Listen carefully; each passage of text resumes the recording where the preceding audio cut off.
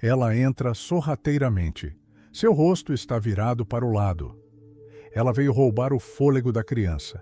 Assim começa um antigo feitiço egípcio com mais de 3.000 anos.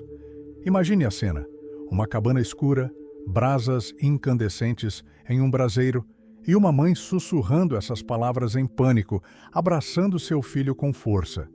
Ela o está protegendo de um demônio noturno, uma criatura disforme, cuja aparência é terrível demais para descrever. O medo da escuridão e do que nela se esconde é o que nos une aos antigos egípcios ao longo dos milênios. Para eles, isso era mais do que uma simples canção de ninar. Era uma verdadeira batalha pela vida de seus filhos. Mas como realmente começou a vida à sombra das pirâmides? Na intersecção entre o mito e a dura realidade.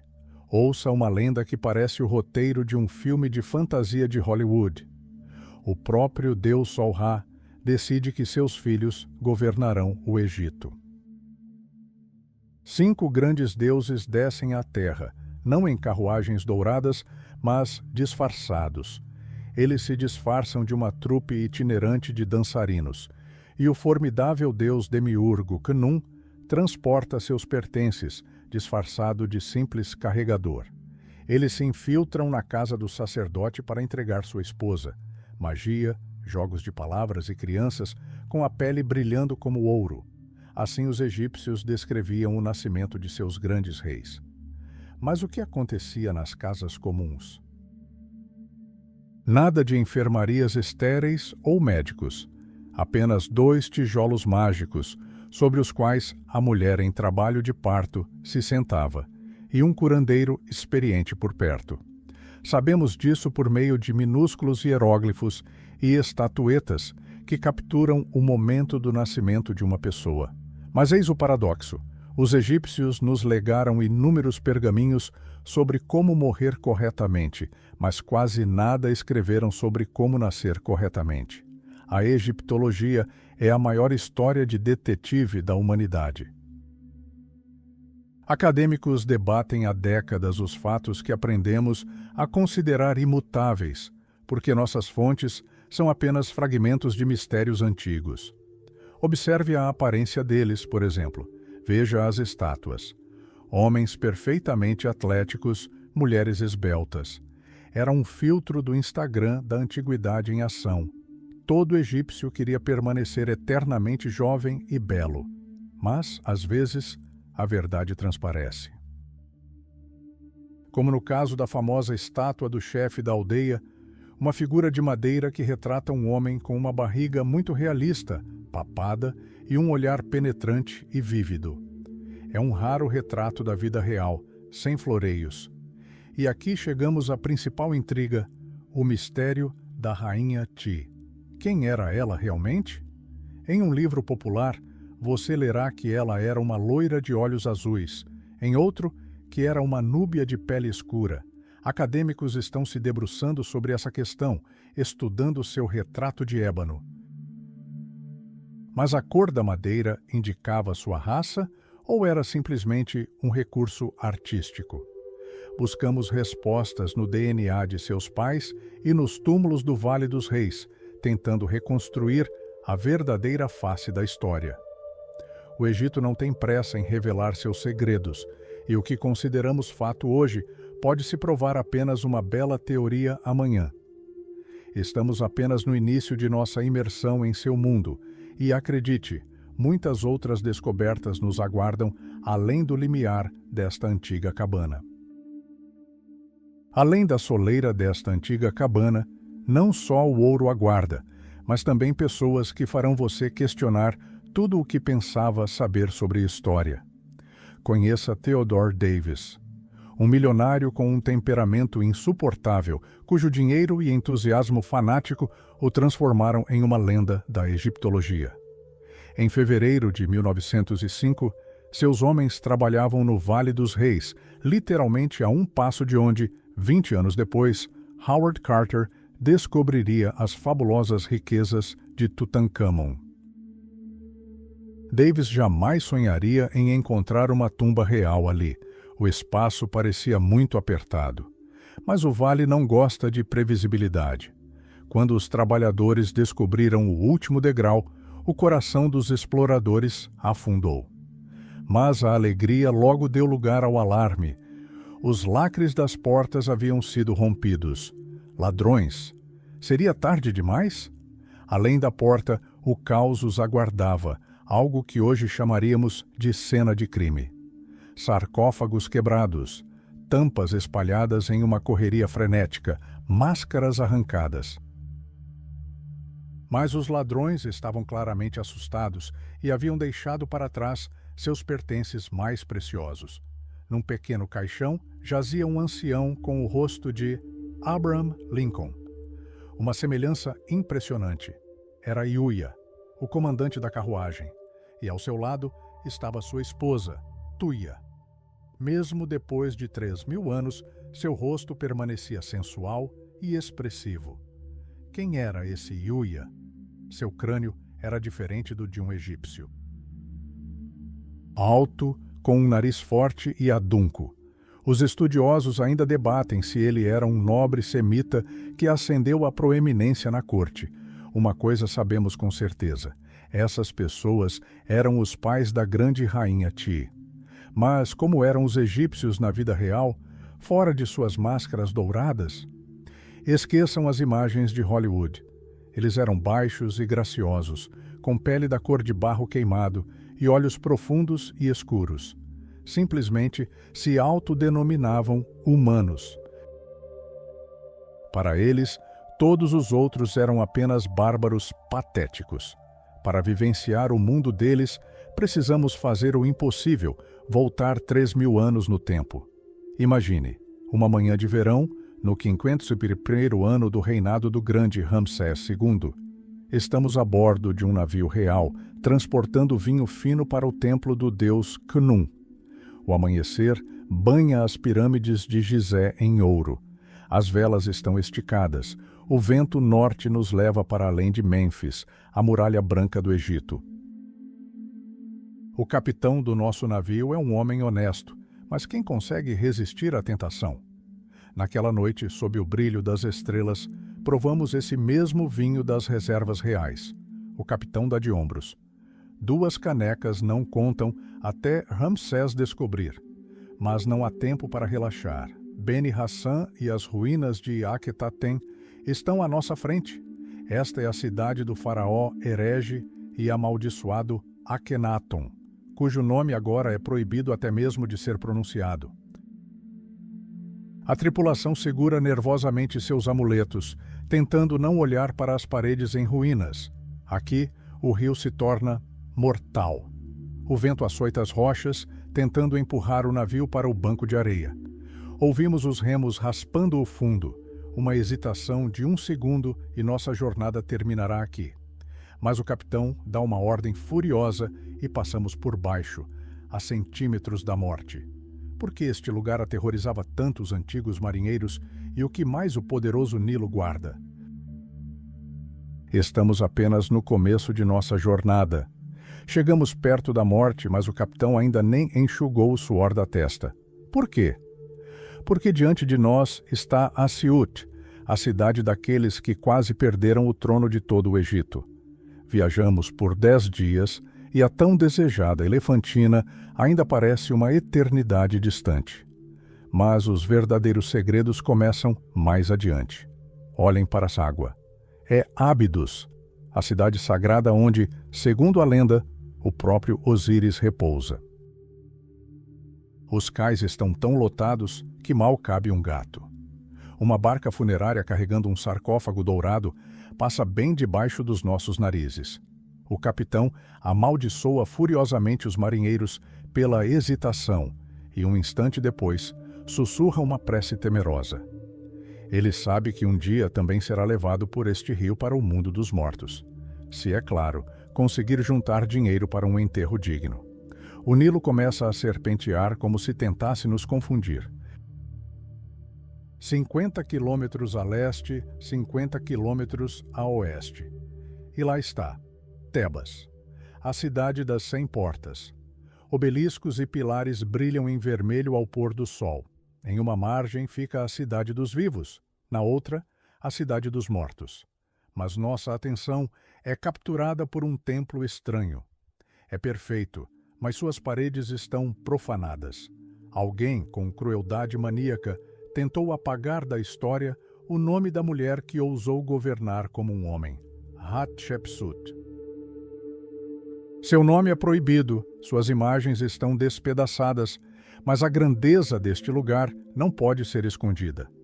Sabemos mais sobre ela do que nosso capitão, mas por enquanto é melhor ficarmos calados.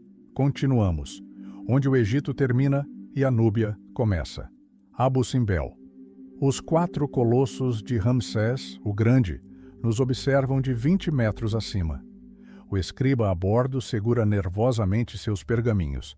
Ele precisa garantir que as grandes vitórias do faraó sejam gravadas impecavelmente. Sabemos a verdade sobre essas batalhas, mas discutir com a propaganda de Ramsés é garantia de nunca mais voltar para casa. Agora esqueçam as margens verdejantes, estamos entrando na Terra Vermelha. O deserto é um tesouro, mas o preço é a vida. Aqui, em Wadi Hamamat, jazem as minas de ouro. Possuímos o mapa do tesouro mais antigo do mundo, mas ele leva ao inferno.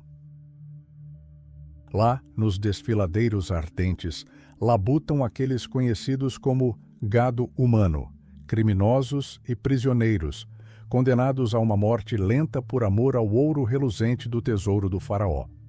Mas o Egito Antigo não se resume a ouro e escravos. Observe este pequeno barco no bosque de papiros. O nobre Nebamun está caçando.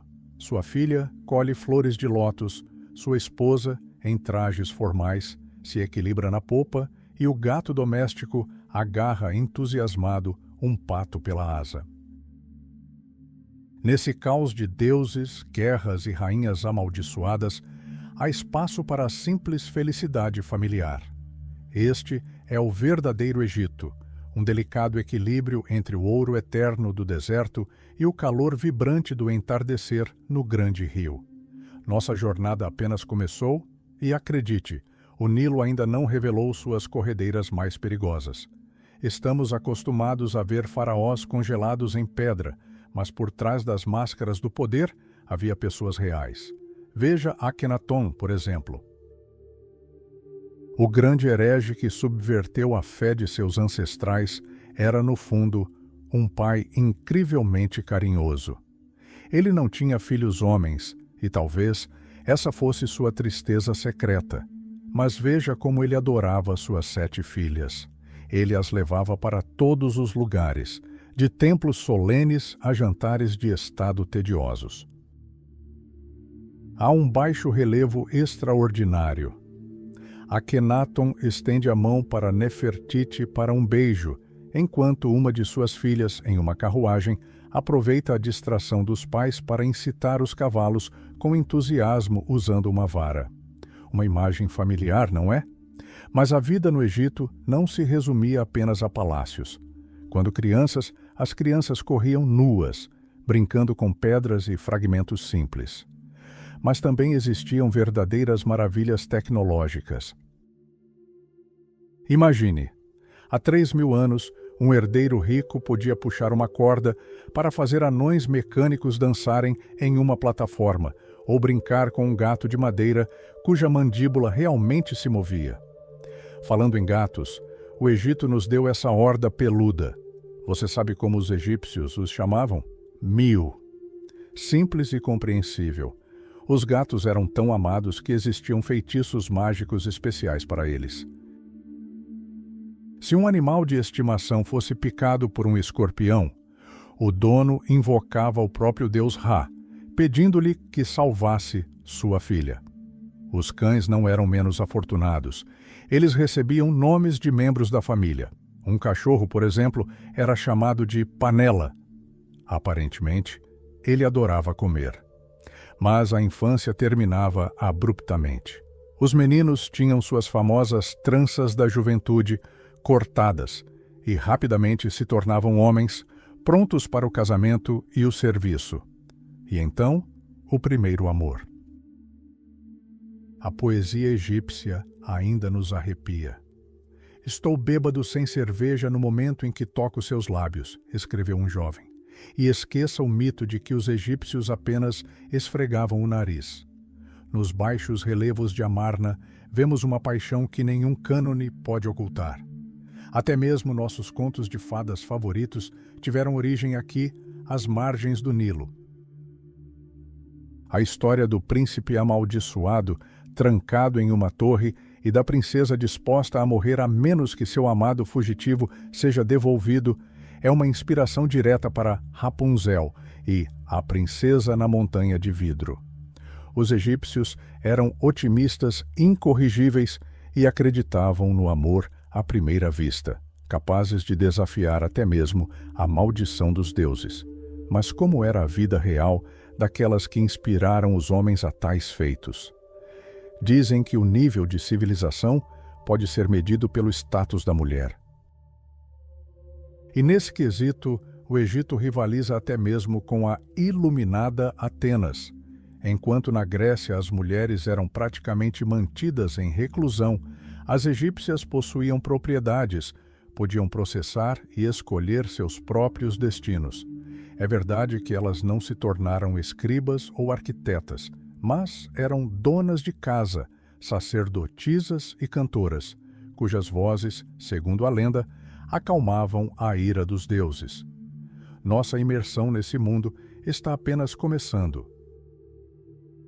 Diante de nós estão os segredos que as mulheres egípcias levaram consigo para seus túmulos, e acredite, há muito o que admirar. Imagine, enquanto na Atenas iluminada, uma mulher era apenas uma sombra em defesa do marido, no Egito ela podia processar qualquer homem e sair vitoriosa. Mas quem eram elas, afinal? Corriam rumores de prostituição sagrada, mas o Egito era muito mais sofisticado.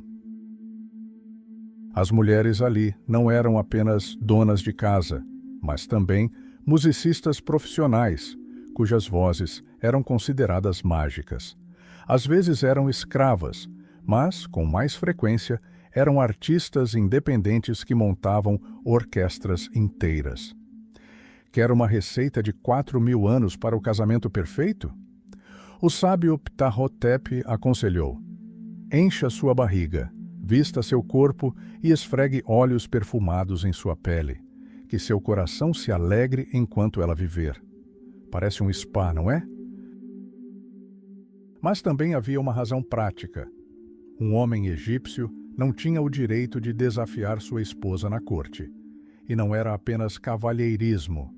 Ao contrário da Inglaterra vitoriana, as mulheres egípcias possuíam terras e dinheiro. Elas podiam comprar propriedades sem pedir permissão ao pai ou ao marido. Mas não pense que este era um mundo de rosas. A punição para a infidelidade era terrível. Se uma esposa cometesse adultério, seu amante podia ser jogado em um lago de crocodilos. E acredite, eles não conheciam a misericórdia. A própria mulher infiel podia ser queimada ou jogada aos cães. O Egito antigo valorizava a fidelidade tanto quanto a liberdade. E agora, o principal mito a desmistificar. Você provavelmente já ouviu dizer que os egípcios tinham o costume de se casar com suas irmãs? Esqueça. Estudos genéticos e milhares de documentos demonstram que as pessoas comuns evitavam esse comportamento. A confusão surgiu porque, em canções de amor, os egípcios chamavam suas esposas de irmãs, um apelido carinhoso como querida ou minha menina hoje em dia. Casamentos entre parentes eram um privilégio dos deuses e reis, para preservar o sangue solar. E por falar em poder, as rainhas egípcias eram especialmente poderosas. Hatshepsut não apenas governava, ela usava uma barba falsa e o título de rei, forçando todo o país a se submeter a ela.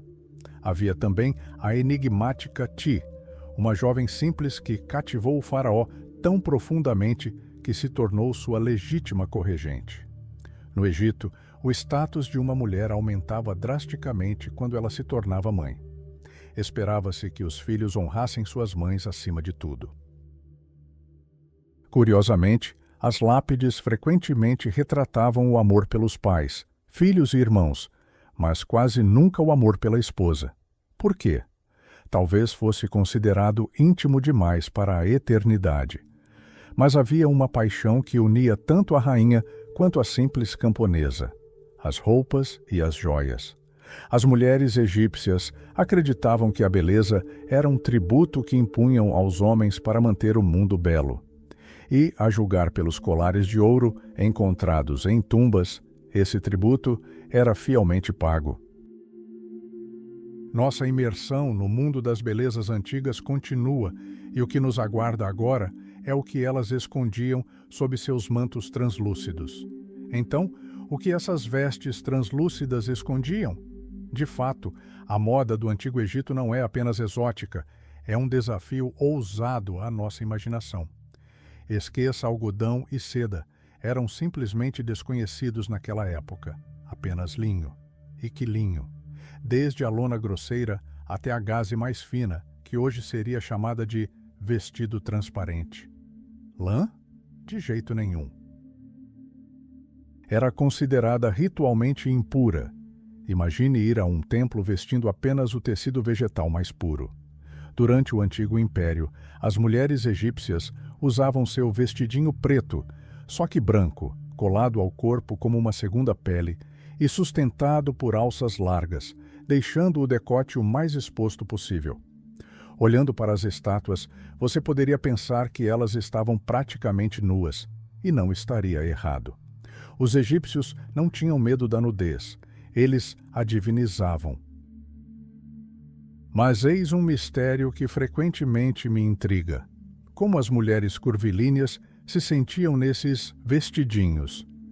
Infelizmente, a história preservou para nós apenas imagens de beldades esbeltas, enquanto suas formas sinuosas provavelmente ficavam escondidas sob mantos elegantemente drapeados sobre os ombros nas noites frescas.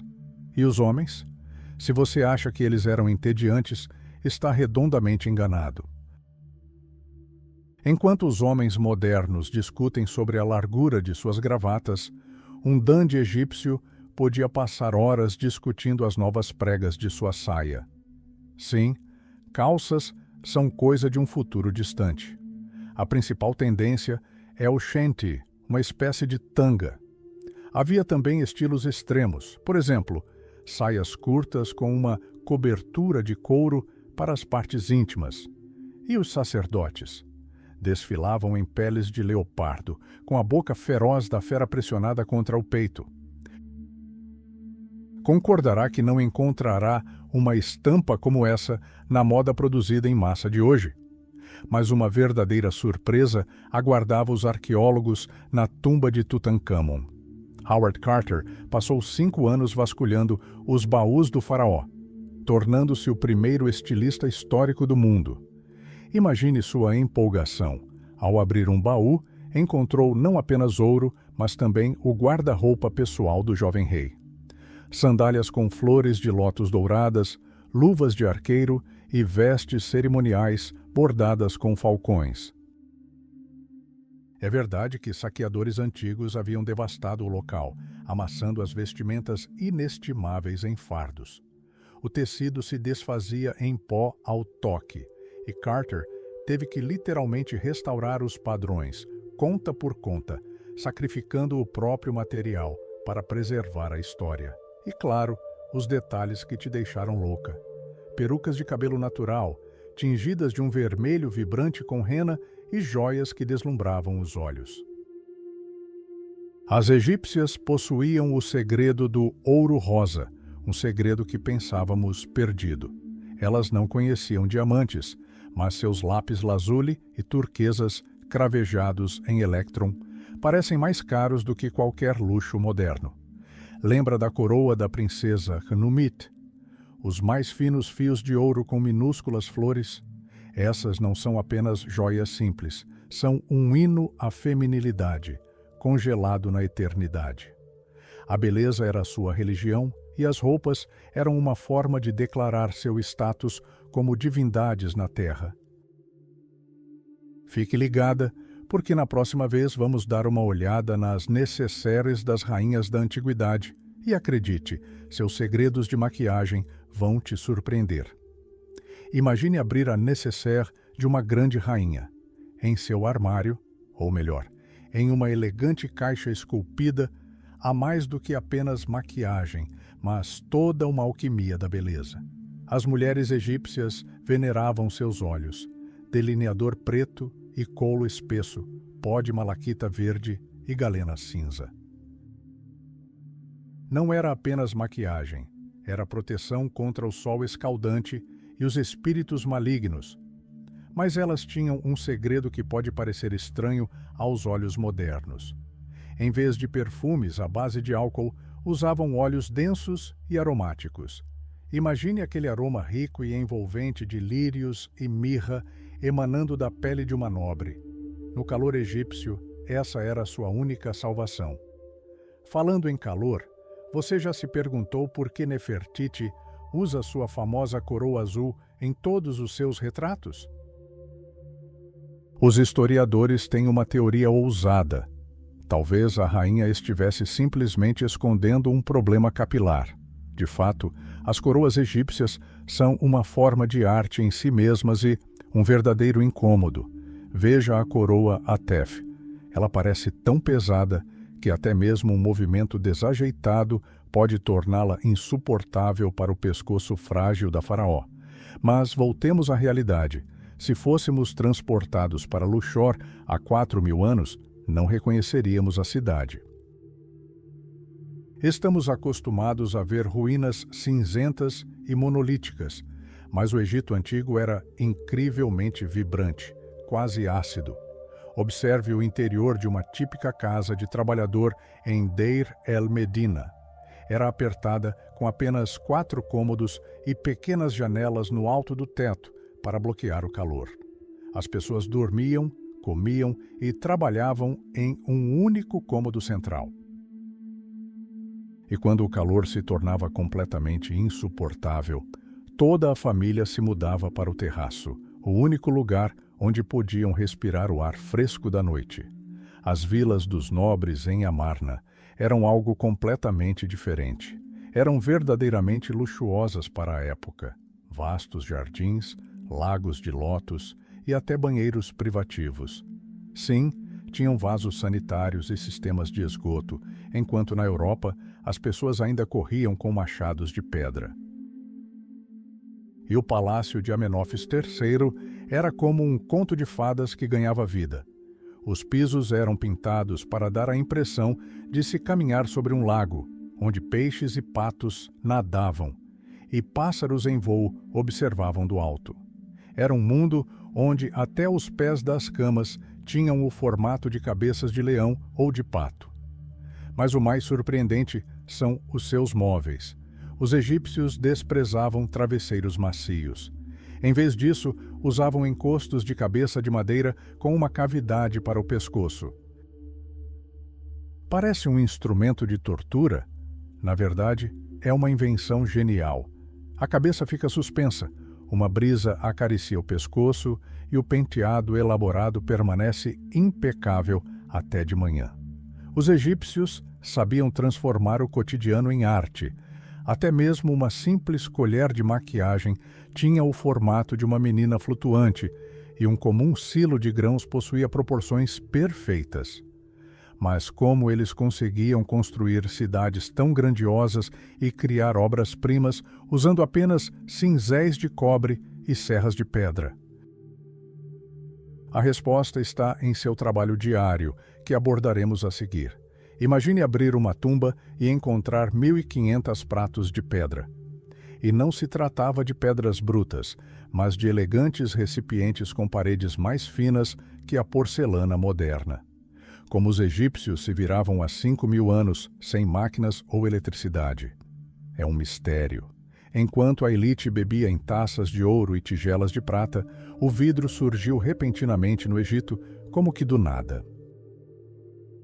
Era translúcido, misterioso e entrelaçado com fios coloridos, criando um efeito ondulado.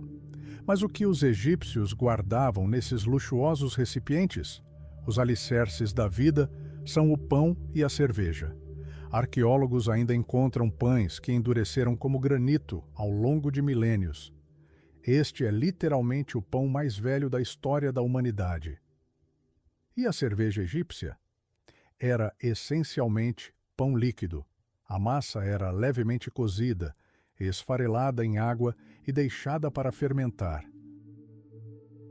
O resultado era a buza, uma bebida alcoólica com cerca de 7% de teor alcoólico, suficiente para espantar o tédio da noite. Enquanto os pobres sobreviviam com cebolas e lentilhas, a nobreza oferecia banquetes tão espetaculares que as festas modernas se assemelham às de um jardim de infância. Nas paredes dos túmulos, vemos não apenas jantares formais, mas também festas de coquetel suntuosas. Observe a imagem. Há uma convidada vomitando com suas amigas tentando ampará-la. Sim, os antigos egípcios sabiam muito sobre excessos, e tudo isso acompanhado pela música de arpistas cegos e pela dança de acrobatas usando apenas um colar de contas. Aliás, as canções dos arpistas eram uma experiência decididamente positiva. Imagine, no auge da celebração, o músico começa a cantar: "Aproveitem enquanto vivem, pois nada levarão consigo para o paraíso do silêncio." Isso é o existencialismo do Antigo Egito. E se você acha que os egípcios eram fatalistas entediantes, leia seus contos de fadas. São verdadeiros thrillers. Veja, por exemplo, a história de dois irmãos, uma esposa infiel, uma falsa acusação de estupro, uma perseguição, um rio cheio de crocodilos e a autocastração mágica do herói como sinal de honestidade. O enredo é mais incisivo do que nos melodramas modernos. Quando os egípcios se cansavam de ouvir contos de fadas, iam assistir a lutas. Pinturas em tumbas retratam dezenas de técnicas usadas por atletas modernos. Os artistas até pintavam os lutadores com cores diferentes para evitar confusão quando seus braços e pernas se entrelaçavam. O faraó Amenófis II era um verdadeiro super-herói. Ele se gabava de poder perfurar uma placa de cobre da espessura da palma da mão com uma flecha. Ele fazia Robin Hood parecer um mero amador. Após a caça ao leão, os nobres relaxavam com o senet, um jogo de tabuleiro que tanto apreciavam e que levaram para o túmulo. Encontramos centenas de tabuleiros, mas as regras continuam um mistério. É como encontrar um PlayStation 3000, anos depois, sem o manual de instruções. Os egípcios eram fanáticos por sua vida doméstica. Mesmo quando viajavam para terras distantes como embaixadores ou comerciantes, seu maior sonho era retornar ao Nilo. Afinal, somente lá a vida era verdadeiramente encantadora, compreensível e repleta daquelas pequenas alegrias que nos tornam humanos mesmo depois de 5.000 anos. Imagine, você é um nobre bem-sucedido em terras estrangeiras, com uma bela esposa, filhos e montanhas de ouro. Mas então, chega uma carta do faraó e você imediatamente abandona tudo para voltar para casa. Foi exatamente isso que o lendário Sinurri fez. Por quê? Porque para um egípcio não havia nada mais terrível do que morrer longe do Nilo. Eles eram fanáticos por casa, mas isso não significava que ficavam presos dentro de casa. O Nilo era sua principal via de transporte. Escribas, mercadores e funcionários navegavam constantemente pelo rio. E sabe o que é mais interessante? Os egípcios adoravam turismo. Quando os comerciantes da época concluíam seus negócios em Mênfis, partiam para visitar as atrações turísticas. Preparem-se.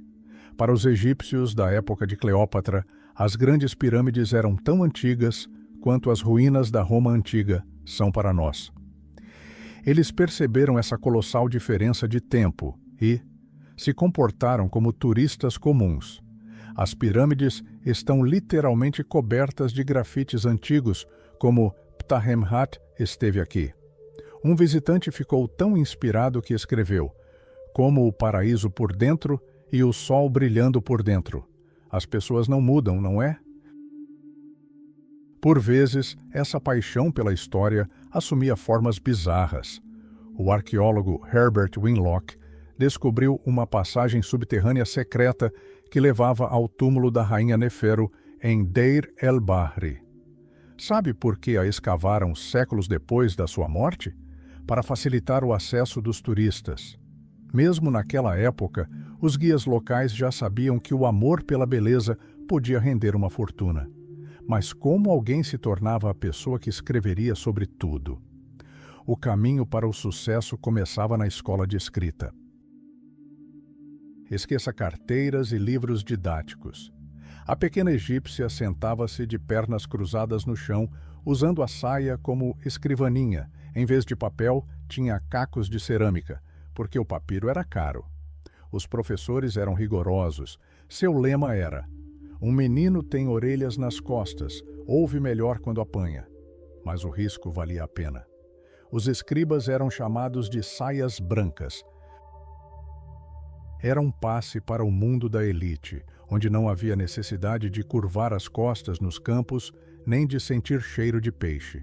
Como diziam os antigos ensinamentos, não há profissão sem líder, exceto a do escriba. Ele é seu próprio líder. E se você acha que a vida deles era uma burocracia tediosa, leia as cartas do sacerdote Rekanakte. É um verdadeiro suspense de 2000 a.C. O ancião Rekanakte estava viajando a negócios e bombardeou seu filho mais velho, Mersu, com cartas pessoais raivosas. Trabalhe mais, cuide da minha plantação. Se a terra for levada pela enchente, tome cuidado. Típica microgestão paterna, que ainda nos faz sentir compaixão pelo pobre Mersu 4.000 anos depois. Essas cartas contêm tudo: o medo da fome, as brigas familiares e o eterno escute seu pai. Olhamos para esses papiros e entendemos. Por trás dos hieróglifos e das máscaras douradas, havia pessoas que amavam, sentiam raiva e sonhavam com um lar, assim como você e eu. Imagine como deve ter sido para Mersu. Seu pai o atormentava com intermináveis vozes em papiro: qual grão plantar, para quem arrendar a terra, e Deus me livre se pagasse demais, descontaria da minha parte. Sem bônus, apenas multas e uma enorme responsabilidade. Sabe qual é a ironia? Arqueólogos encontraram uma das cartas seladas de Rekanakte. Mersu simplesmente perdeu a paciência e a jogou em um buraco sem nem mesmo lê-la. 4.000 anos atrás, as pessoas faziam exatamente o que fazemos hoje com notificações tóxicas em aplicativos de mensagens instantâneas. Simplesmente as ignoravam. E o sistema postal no Antigo Egito funcionava como uma frenética conversa familiar. Os parentes constantemente espionavam uns aos outros, reclamavam de Mersu e espalhavam fofocas sobre seu pai pelas costas. Mas a verdadeira explosão ocorreu quando o velho tomou uma jovem concubina, Utenheb. Esse foi o pomo da discórdia que acabou por destruir a família. Rekanakte literalmente gritava em suas cartas: cale a boca, isso é o melhor para você. Se você tocar nisso, vou expulsar todos de casa. A grande Agatha Christie, depois de estudar essas cartas, declarou que aquela casa tinha todos os ingredientes para o crime perfeito. O que temos diante de nós não são apenas hieróglifos áridos, mas um verdadeiro thriller psicológico. Mas como esse velho rabugento conseguiu tudo isso? Aqui reside o principal segredo do sistema egípcio. Rekanakte era tanto sacerdote quanto administrador. No Egito não havia divisão entre igreja e Estado. Se você fosse um alto executivo, você era tudo isso ao mesmo tempo. Veja Senmut, o favorito da rainha Hatshepsut. Ele era sacerdote, arquiteto, tutor da princesa e guardião do selo. É como se um Elon Musk dos tempos modernos celebrasse missas em uma catedral aos domingos e comandasse pessoalmente o exército às segundas-feiras. Falando em exército, se você pensa que todo garoto egípcio sonhava com batalhas heróicas, está enganado. Os professores da época logo descartavam a arrogância dos futuros escribas, descrevendo o serviço militar como um verdadeiro inferno. Você é acordado depois de uma hora de sono, empurrado como um burro, bebe água apenas uma vez a cada 3 dias e sua pele fica coberta de sal. Por muito tempo, o Egito sequer teve um exército profissional, apenas uma multidão de camponeses, arrancados de seus arados e forçados a construir pirâmides ou empunhar machados. Tudo mudou com a chegada dos Hyksos, que trouxeram consigo as tecnologias da morte, cavalos de guerra e carros de guerra. O carro de guerra era como o carro de corrida da época, leve, frágil e incrivelmente veloz. Os faraós transformaram a guerra em um espetáculo. Amarravam as rédeas na cintura para liberar as mãos e galopavam para a frente com seus arcos. Imagine o nível de extremismo. Toda essa imensa pirâmide social repousava sobre os ombros de felahim comuns. Eles trabalhavam, construíam e morriam na obscuridade. E aqui está o paradoxo. Conhecemos os nomes dos grandes conquistadores, mas o velho e rabugento Rekhanacht parece muito mais real e vivo. Por quê? Porque seus problemas, contas a pagar, filhos travessos e escândalos familiares são coisas que permanecem inalteradas mesmo depois de 4.000 anos. Acompanhe-nos, porque a história não é uma questão de datas, é uma questão de pessoas que eram como nós. Mas enquanto o povo comum sobrevivia, aqueles no topo da pirâmide se preparavam para a grande caçada e começaram com o conforto dos cavalos. Imagine, até a égua Senmut, a favorita da grande Hatshepsut, tinha uma luxuosa manta acolchoada com um forro macio para evitar assaduras. Isso não é apenas luxo, é progresso tecnológico. O exército egípcio havia se tornado uma verdadeira máquina de matar graças aos seus inimigos, os Hyksos. Os egípcios primeiro expulsaram os invasores, depois desenvolveram um gosto por animais selvagens e se tornaram predadores. Sob o reinado de Thutmose III, a guerra tornou-se tão comum quanto as cheias do Nilo. 20 anos seguidos, cada ano uma nova campanha. O exército era agora composto por profissionais, divididos em corpos de 5.000 homens. Cada corpo ostentava o nome de uma divindade e marchava para a batalha sob estandartes de ouro.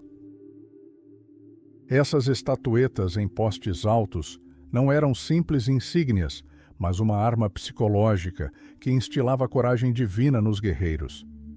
Mas seriam esses faraós gênios da tática? Atenção! Nem sempre. Thutmose III demonstrou tamanha arrogância em Megido que conduziu seu exército por um estreito desfiladeiro, expondo-se literalmente a uma emboscada. E Ramsés II, na famosa Batalha de Kadesh, trata-se de um clássico erro de inteligência. Ele acreditou na informação de 2 batedores que encontrou, de que o inimigo estava longe, levando seu exército a uma armadilha. Somente um milagre e, como ele mesmo mentiu posteriormente em seus relatos, uma incrível coragem pessoal o salvaram. Essencialmente, Ramsés era o rei da propaganda. Transformou um empate vergonhoso em uma grande vitória estampada nas paredes de cada templo. Com o tempo, os egípcios se tornaram preguiçosos e começaram a contratar mercenários de fora. Mas os mercenários tinham uma desvantagem. Sua lealdade terminava onde seu dinheiro acabava. Eventualmente, o exército começou a ditar suas próprias regras.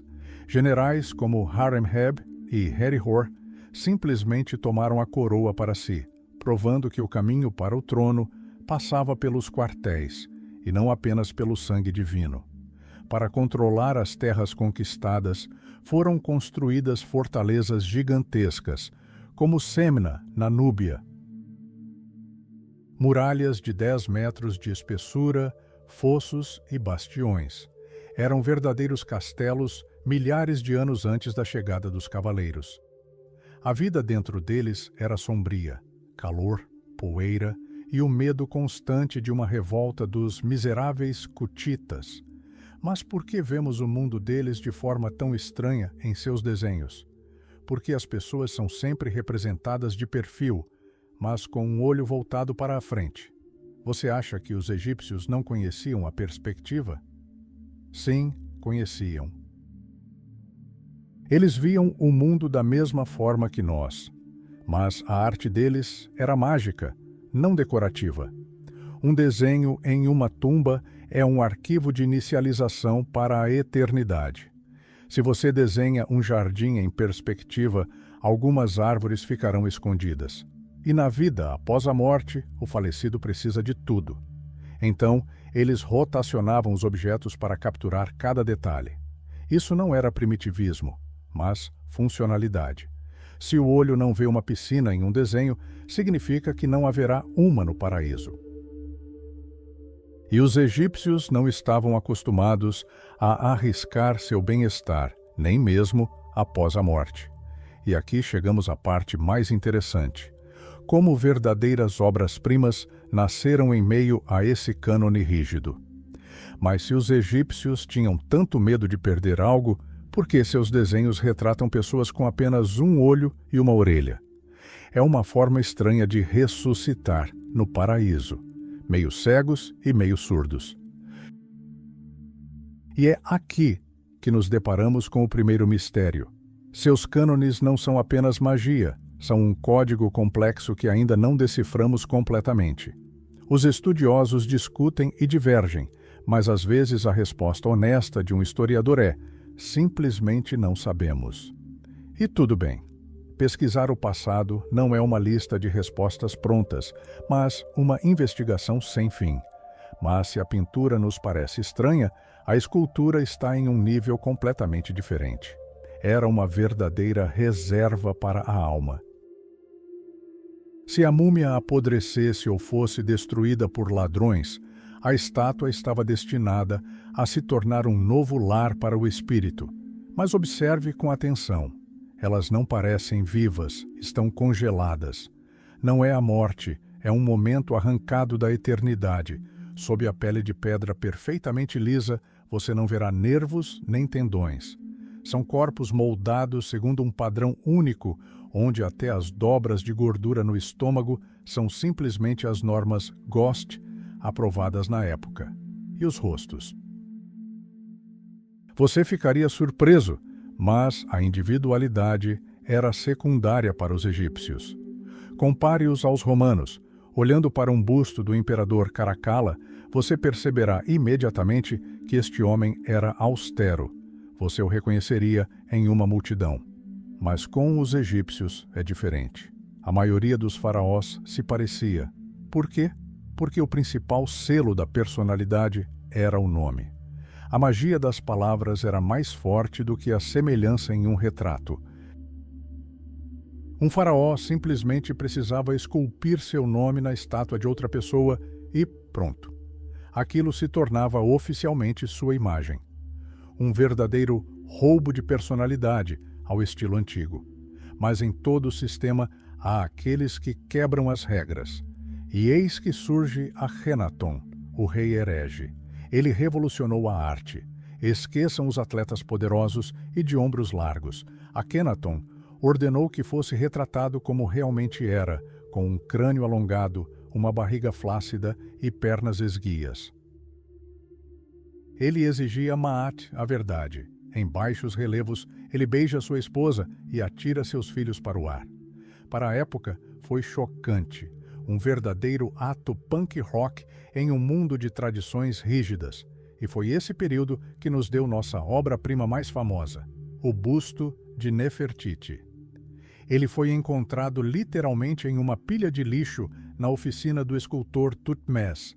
É perfeito, mas por trás dessa beleza esconde-se um escândalo internacional. Como foi parar em Berlim? Foi roubado ou foi uma manobra astuta de arqueólogos que enganaram os inspetores egípcios?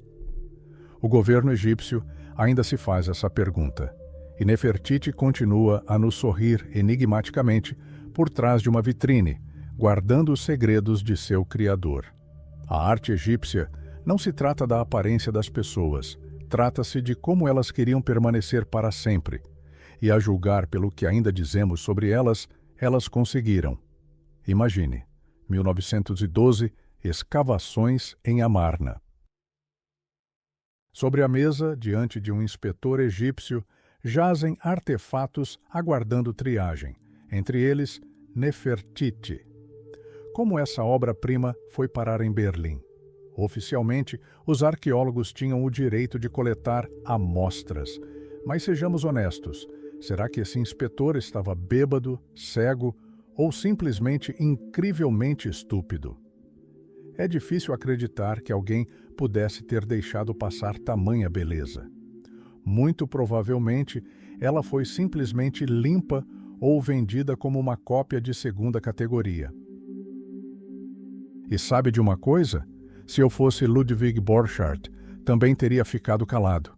No mundo da arqueologia, a linha entre a conquista científica e o roubo audacioso é tão tênue quanto um papiro antigo. Mas como os egípcios criaram esse ideal? Esqueça os espasmos de criatividade e a inspiração. Era matemática pura e fria. Eles tinham uma pessoa especial, o ralador. Ele não desenhava à mão, desenhava uma grade. Exatamente 19 quadrados dos calcanhares ao topo da cabeça. Sem improvisação.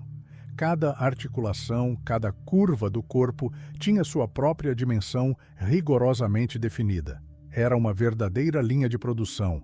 Um marcava, outro esculpia a pedra, um terceiro dava os retoques finais. Aliás, você já se perguntou por que as pinturas deles parecem ter sido feitas ontem? O segredo está na química. Os egípcios usavam têmpera mineral, não óleo, carvão, malaquita, ocre. Eles literalmente esculpiam a eternidade nas paredes. Mas o mais surpreendente é o status de seus criadores. Para os faraós, esses gênios não eram grandes artistas, mas simplesmente artesãos. No mesmo nível de carpinteiros e sapateiros. Sem autógrafos, sem fama.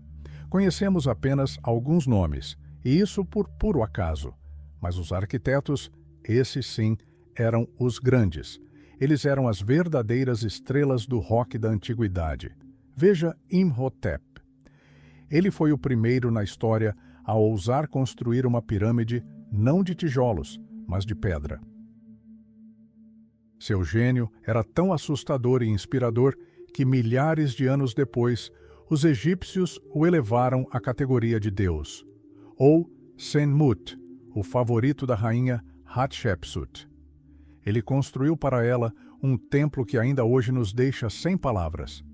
Mas assim que a rainha morreu, seus inimigos buscaram apagar seu nome da história, destruindo todas as suas estátuas. E aqui reside a ironia suprema. Admiramos a precisão deles, mas não temos um único desenho detalhado. Apenas esboços rudimentares em fragmentos de cerâmica. Como construíram esses colossos sem plantas modernas? Talvez a resposta seja que não estavam apenas construindo estruturas, estavam construindo portais para a imortalidade. E observando como ainda discutimos Nefertiti hoje, percebemos que o plano deles funcionou perfeitamente. Imagine construir uma maravilha do mundo apenas com esboços rudimentares em fragmentos de cerâmica. Aí reside o principal mistério. Quando os egípcios esculpiam tumbas na rocha, tudo era simples. Um arquiteto podia rapidamente ordenar: pessoal, alarguem a porta aqui para que o sarcófago caiba. Mas como foi criada a obra-prima de Deir el-Bahri? Este templo é tão perfeitamente proporcional que é impossível imaginá-lo sem uma maquete detalhada. No entanto, ainda não encontramos nenhuma. A única pista é o grande arquiteto Sen-Mut. Ele parece ter usado templos antigos como modelos em escala real, copiando-os e aperfeiçoando-os. Mas quem realmente estava por trás desses desenhos? Até encontrarmos a assinatura de algum antigo engenheiro Jones, presumiremos que Sen-Mut foi o autor. Mas eis o que é verdadeiramente surpreendente. Para os egípcios, não havia distinção entre desenho e encantamento. Estamos acostumados a dividir o mundo em 3 cantos: o laboratório estéril do cientista, o templo majestoso e a câmara escura do mago. Para nós, esses são universos distintos. Mas se você perguntasse a um sacerdote egípcio o que significa ciência, ele simplesmente não entenderia do que você estaria falando. Eles não tinham essa palavra, assim como não tinham a palavra religião.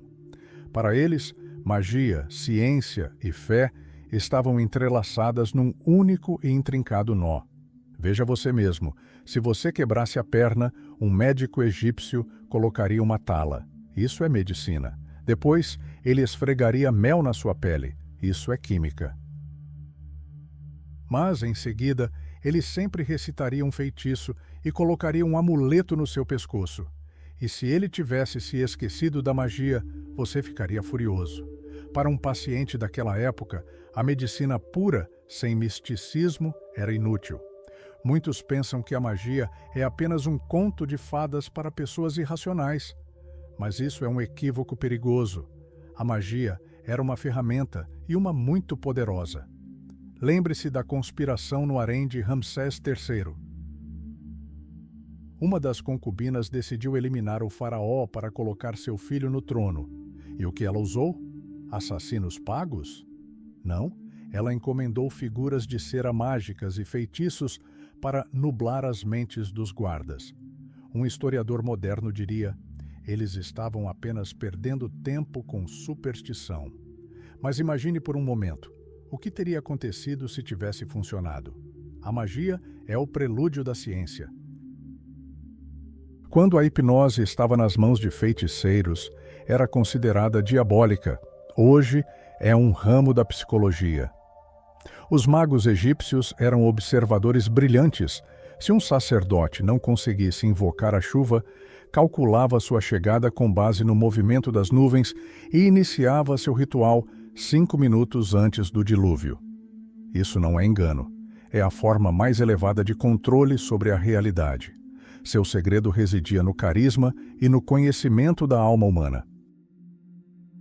Construíram seus portais para a imortalidade usando não apenas pedra, mas a própria essência da fé humana. E observando como seus templos permaneceram de pé por milhares de anos, percebemos que seus projetos eram muito mais confiáveis do que os nossos. Imagine-se diante de um grande mago egípcio.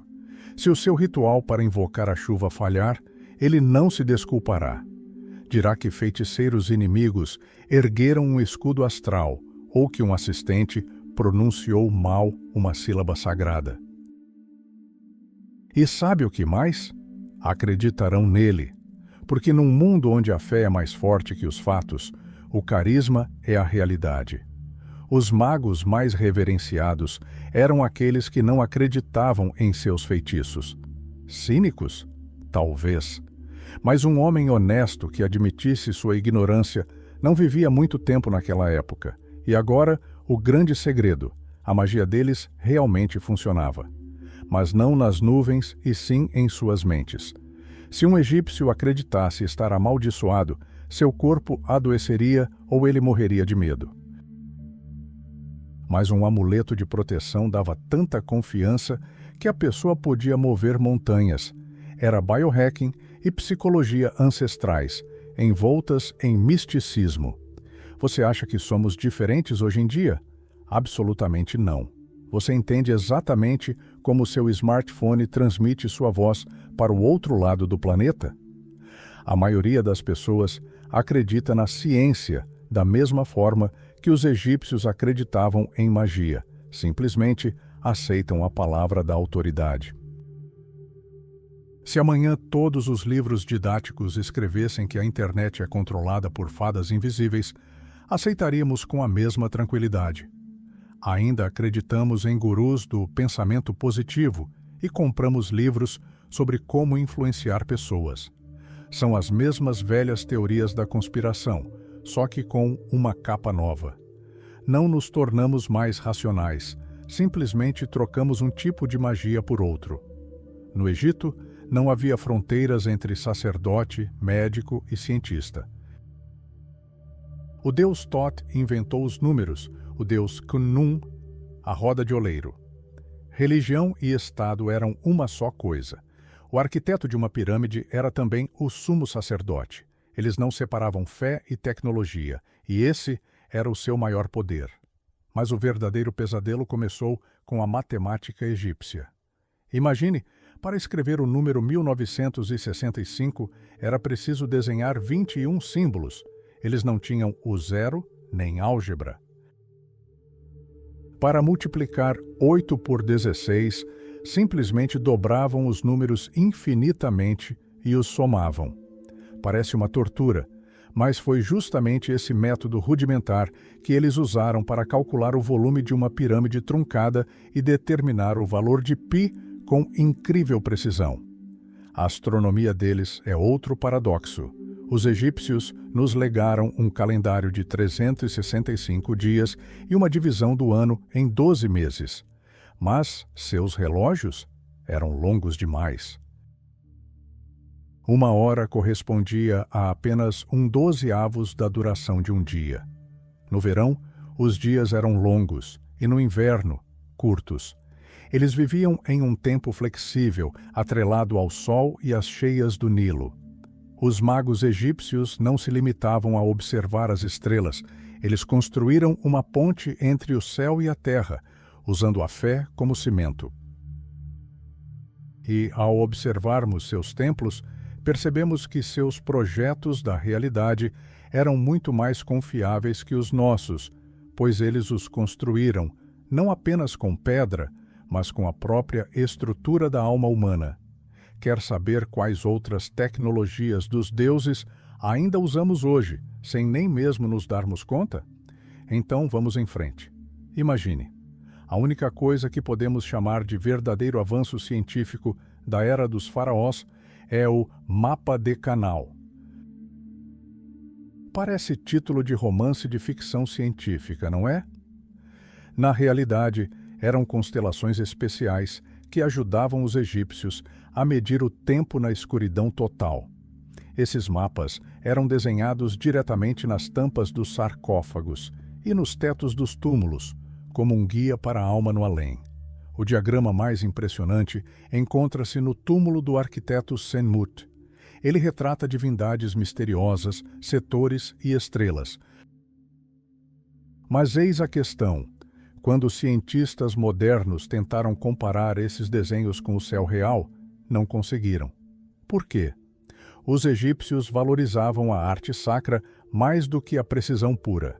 Para eles, ciência, religião e magia eram uma só coisa. Mas se a teoria deles era problemática, a prática é, sem dúvida, surpreendente. Como conseguiram construir a Grande Pirâmide sem sequer prever eclipses solares? Observe os números: 2 milhões de blocos de pedra, cada um pesando em média 2 toneladas. A área da base é de 5,8 hectares, mas a precisão é verdadeiramente impressionante. As faces são orientadas de acordo com os pontos cardeais, com uma precisão que seria difícil de tolerar até mesmo hoje. As lajes de revestimento são tão firmemente encaixadas que é impossível inserir sequer a lâmina de uma faca entre elas, quanto mais uma agulha. Como eles fizeram isso? Sem lasers ou computadores. A resposta pode decepcionar ou encantar você. Para nivelar o terreno com perfeição, os egípcios usaram água. Eles simplesmente cavaram uma rede de canais e os encheram. usando a superfície da água como um nível perfeito. O erro era de apenas uma fração de 1%, e para se orientarem em relação ao norte, construíram um horizonte artificial, uma parede com uma borda perfeitamente lisa, e registraram o nascer e o pôr das estrelas, dividindo o ângulo ao meio. O maior segredo reside no trabalho com a pedra. O granito e o basalto são rochas extremamente duras. Um cinzel de cobre simplesmente quebra ao penetrá-las. Será que o aço já existia 2000 anos antes de sua invenção oficial? Não. O segredo está na areia comum. A areia de quartzo atuava como um poderoso abrasivo, permitindo que as serras de cobre penetrassem literalmente na rocha. Essa tecnologia exigia uma paciência incrível e centenas de milhares de horas de trabalho. Mas o mistério mais aterrador reside na fase final da construção. Quando o corpo do faraó Khufu foi transportado para a câmara funerária, os trabalhadores tiveram que selar a passagem por dentro com enormes blocos de granito. Isso levanta uma questão arrepiante. Será que os construtores foram realmente emparedados vivos? Seriam eles as últimas vítimas desse grandioso projeto de construção? De fato, os antigos engenheiros haviam previsto tudo. Escondida na estrutura da pirâmide existe uma porta dos fundos, um estreito poço vertical. Após bloquear o corredor principal com pesadas pedras, os trabalhadores desceram até o fundo desse poço e emergiram por uma abertura secreta no corredor descendente. Retornaram às suas famílias, deixando o faraó aprisionado para sempre no granito. Quando os últimos montes foram removidos e o calcário branco polido até brilhar como um espelho, a pirâmide reluzia sob o sol egípcio. Seu topo, coberto de ouro, brilhava como uma estrela cadente. Quantos anos de vida valia esse esplendor? Heródoto tentou encontrar a resposta, e o que ouviu dos sacerdotes ainda nos causa arrepios. Venha, vou lhe mostrar esses cálculos. Os sacerdotes sussurravam números arrepiantes a Heródoto. 100.000 pessoas a cada 3 meses, quase 500 mil de trabalhadores por ano. Imagine a dimensão. Mas os estudiosos modernos discordam. Petrie estimou que eram 1/4 desse número, e o pesquisador Dolph Dunham chegou a afirmar que não mais do que 2.500 pessoas poderiam estar no canteiro de obras ao mesmo tempo. Em quem devemos acreditar? Na matemática ou na lenda? O próprio Heródoto deixou uma citação enigmática. Primeiro terminaram o topo, depois o meio e só finalmente a base. Parece absurdo, não é? É como se o topo da pirâmide estivesse simplesmente flutuando no ar enquanto os trabalhadores empurravam as pedras para baixo. Ele provavelmente estava descrevendo o polimento do revestimento de cima para baixo, mas essa imagem de uma pirâmide voadora ainda desperta a imaginação. Sabe aqueles filmes pomposos de Hollywood, em que milhares de escravos exaustos arrastam pedregulhos sob chicotes e pobres mulheres idosas são esmagadas por eles? Esqueça. Os egiptólogos consideram isso uma comédia. Primeiro, não havia mulheres no canteiro de obras. Era o trabalho mais brutal e árduo para os homens.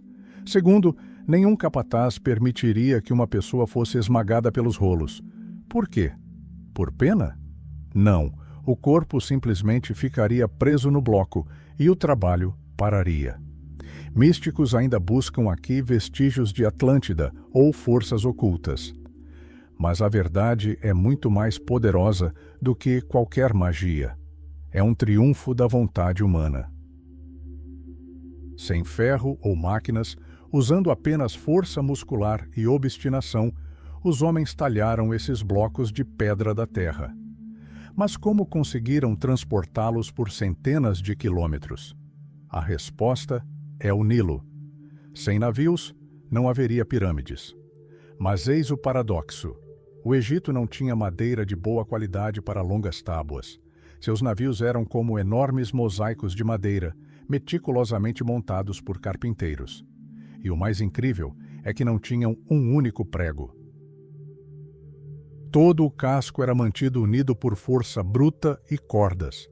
Imagine esse colosso rangendo nas ondas do mar, sustentado por cordas para evitar que se despedaçasse durante sua viagem para coletar ouro e incenso. E se você fosse picado por um escorpião em um canteiro de obras como este? A receita no papiro é simples: lamber a ferida e recitar um feitiço. No Egito, magia e medicina eram inseparáveis. Existiam praticantes especializados, curandeiros de dentes, curandeiros abdominais e até mesmo curandeiros da cabeça. Mas seus métodos às vezes são chocantes. Que tal curar uma criança forçando-a a engolir um rato recém-nascido inteiro? Sim, vestígios desses remédios foram realmente encontrados nos estômagos de múmias de bebês. Mas não se apresse em rir da ferocidade deles. Em 1862, o aventureiro e antiquário Edwin Smith comprou de ladrões um papiro que chocou nossa compreensão. Descobriu-se que, escondido entre os feitiços, havia um verdadeiro manual de cirurgia. Ele descrevia as lesões mais complexas e as reabilitações da mandíbula com tanta precisão que parecia ter sido escrito por um médico moderno. Como eles sabiam de tudo isso sem raios-x? A resposta está na história de um pergaminho roubado que Smith guardou até sua morte. E acredite, o que ele diz sobre cirurgia cardíaca fará você olhar para esses construtores primitivos de outra forma. Edwin Smith não era um aventureiro comum, nem um vigarista de quinta categoria. Imagine um homem que compra um pergaminho antigo de ladrões, mas em vez de simplesmente lucrar com a venda, mergulha de cabeça em seus estudos. Na época, a egiptologia estava em seus primórdios, mas Smith já lia a complexa escrita hierática como se fosse o jornal da manhã. Ele era o guardião de um segredo que mais tarde chocaria o mundo científico. Estamos falando dos papiros Ebers e Smith, verdadeiras joias em meio a montanhas de lixo mágico. Enquanto outros pergaminhos aconselhavam a cura de fraturas com feitiços, o texto de Smith falava a linguagem da ressuscitação moderna. Estas não são apenas anotações, são um atlas cirúrgico criado 3.000 anos antes de Cristo. Pense nisso. Quando cabras ainda pastavam nos sítios arqueológicos de grandes cidades, um médico desconhecido descreveu 48 casos clínicos extremamente complexos. De lesões cranianas a problemas na mandíbula, e nada de magia, nada de demônios ou espíritos malignos, apenas um diagnóstico técnico e objetivo. Mesmo naquela época, os egípcios entendiam que danos cerebrais paralisavam o corpo e sabiam como verificar o pulso, chamando-o de a voz do coração. Eles sentiam essa voz ressoar por todo o corpo, conectando os órgãos em um único sistema. Sim, eles não conheciam o sistema circulatório no sentido moderno, mas estavam muito perto da verdade. Quem estava por trás desse conhecimento? A sombra do grande Imhotep paira sobre estas páginas. Estamos acostumados a considerar Hipócrates o pai da medicina, mas ele está apenas a meio caminho entre nós e o verdadeiro gênio, Imhotep. Este homem merece um busto em todas as instituições médicas do mundo. No entanto, aí reside o principal mistério. Como essas pessoas, com sua mentalidade quase científica, podiam acreditar simultaneamente em dezenas de divindades com cabeças de animais? Pode parecer uma contradição para nós, mas para os egípcios, o mundo era complexo demais para ter uma única explicação. Eles tinham uma diversidade de abordagens. Quer saber como o universo surgiu? Os egípcios tinham 3 versões, todas consideradas verdadeiras. Em uma delas, o deus Atum literalmente cuspiu o mundo de si mesmo. Em outra, o deus oleiro Khnum moldou os humanos na roda. E na terceira, a mais profunda, o deus Ptah criou tudo com o poder do pensamento e das palavras.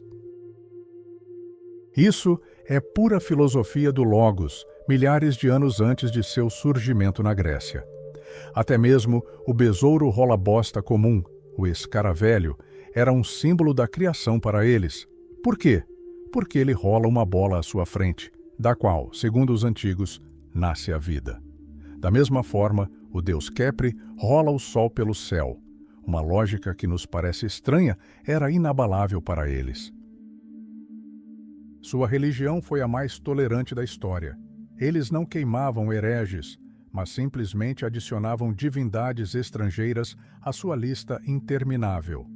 Amon, Osíris, Ísis, Anubis. Esses nomes ecoam das profundezas do tempo. Hoje seus templos estão vazios e suas pedras silenciosas, mas o conhecimento que deixaram em pergaminhos roubados ainda nos faz questionar se realmente somos a civilização mais avançada da história. Da mesma forma, o deus Kepri rola o sol pelo céu. Sua lógica, que nos parece estranha, era inabalável para eles. Sua religião foi a mais tolerante da história. Não queimavam hereges, mas simplesmente adicionavam divindades estrangeiras à sua lista interminável. Amon, Osíris, Ísis, Anubis. Esses nomes ecoam das profundezas do tempo. Hoje seus templos estão vazios e suas pedras silenciosas, mas o conhecimento que deixaram em pergaminhos roubados ainda nos faz questionar se realmente somos a civilização mais avançada da história. Afinal, seus deuses não eram apenas imagens estáticas. Imagine, o deus Ptah é associado ao touro sagrado, mas tem um rosto humano. A bela Hathor pode aparecer como uma mulher com curvas sedutoras num instante e, no seguinte, como uma vaca. Esses não são apenas mitos, são uma realidade diferente, na qual as divindades assumiam formas animais, mas nunca se tornavam animais de fato. E aqui está a primeira pista importante. Estamos acostumados a dogmas rígidos, mas para os egípcios, os deuses eram energia fluida. Considere Amon.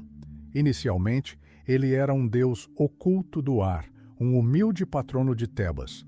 Mas assim que sua cidade se tornou a capital, Amon deu um salto em sua carreira que teria deixado qualquer político com inveja. Ele absorveu o poder de Ra, tornou-se Amon-Ra e assumiu o controle das mentes e da riqueza do império. Imagine, com o tempo, os sacerdotes de Amon passaram a controlar 1/3 de todas as terras egípcias. Era uma verdadeira corporação teocrática. Mas no auge desse poder, surgiu um homem que decidiu destruir tudo: Akhenaton, o rei herege. A primeira figura verdadeiramente viva na história mundial. Quase da noite para o dia, ele proibiu milhares de divindades, chegou a apagar o nome de Amon dos monumentos de seu falecido pai. Isso foi mais do que uma simples reforma. Foi uma guerra declarada pela verdade. Quem ele realmente era? Um sonhador de rosto pálido, o primeiro monoteísta do mundo, ou, como alguns historiadores escrevem com veneno, o produto degenerado de um cérebro doentio. Os escândalos que cercam sua vida se arrastam há 3.000 anos. Ele é acusado de ter um caso com a própria filha e de abandonar a lendária beleza Nefertiti por seu jovem genro.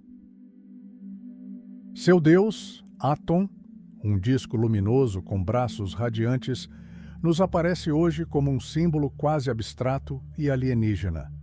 Mas seria uma busca por um criador único ou simplesmente um instrumento de ditadura absoluta? Não sabemos ao certo, mas quando Akhenaton morreu, tentaram apagá-lo da eternidade. Ele foi chamado de aquele criminoso e suas cidades foram arrasadas. A ironia é que é justamente esse criminoso que nos fascina hoje mais do que todos os grandes faraós conquistadores juntos.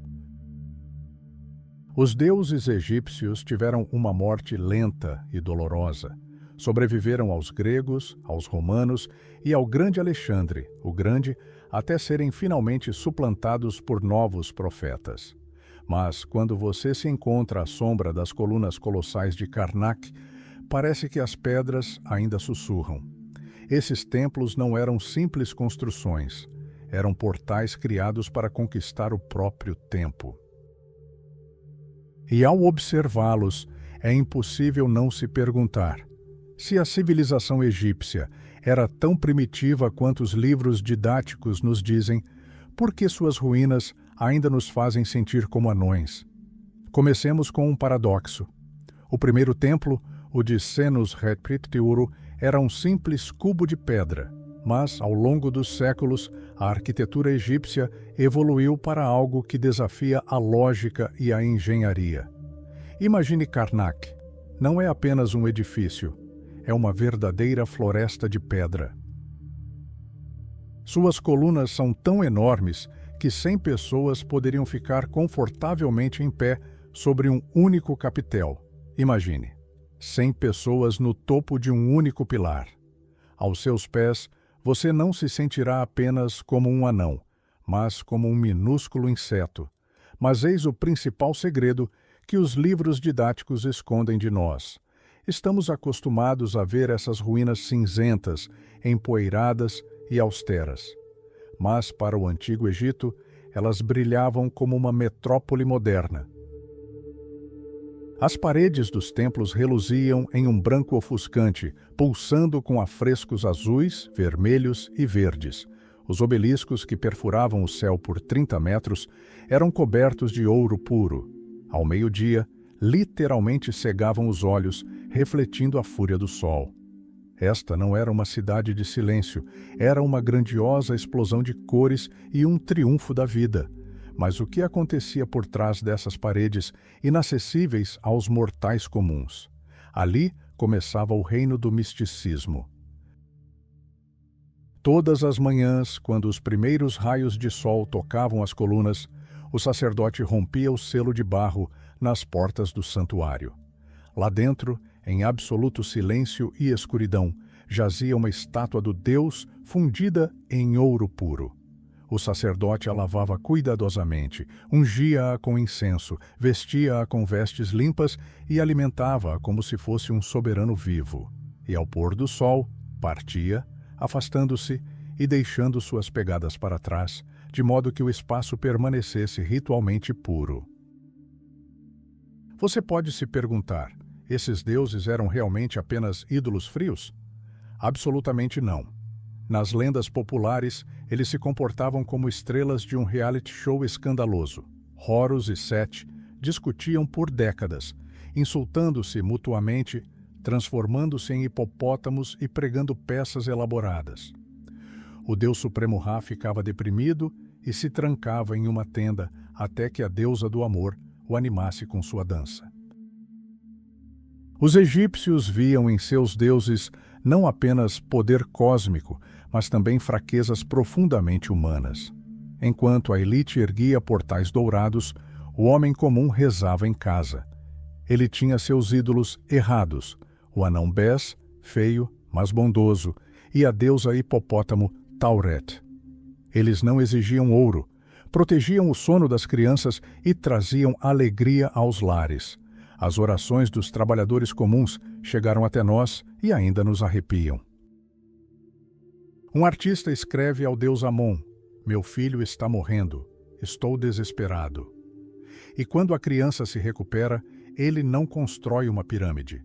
Deixa uma frase simples em uma pedra: "O Senhor está inclinado a perdoar." Esses templos sobreviveram a impérios não porque o granito fosse resistente, mas porque por trás de cada coluna de várias toneladas se escondia uma esperança viva. E quando contemplamos esses colossos hoje, não sentimos o frio da pedra, mas o pulsar de uma civilização que acreditava poder domar o próprio tempo. Mas o que os aguardava lá, onde o tempo termina? Bem-vindos ao mundo dos mortos. Bem-vindos ao mundo dos mortos.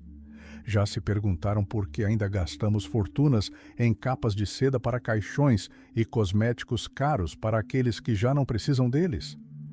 Não se trata apenas de tradição. É um instinto ancestral, quase animalesco, inalterado há dezenas de milhares de anos.